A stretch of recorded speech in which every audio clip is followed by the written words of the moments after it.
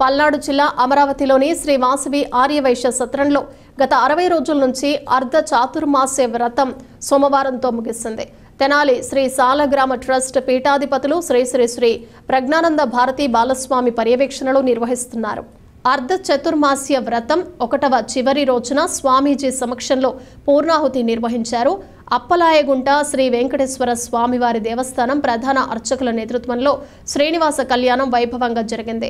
ఈ సందర్భంగా శ్రీ బాల స్వామీజీ భక్తులను ఉద్దేశించి అనుగ్రహ భాషణం చేస్తూ యాంత్రికంగా ఉండే ప్రతి ఒక్కరూ ఆధ్యాత్మిక తత్వం వైపు మనస్సు మరల్చుకొని పిల్లలందరికీ ఆధ్యాత్మిక తత్వం బోధించాలని, తద్వారా మానసికంగా శారీరకంగా అందరికీ సౌభాగ్యం చేకూరుతుందని అన్నారు. లోక కళ్యాణం కోసం చేసిన ఈ కార్యక్రమాల ద్వారా అందరూ సుఖశాంతులతో ఉండాలని ఆశీస్సులు అందజేశారు.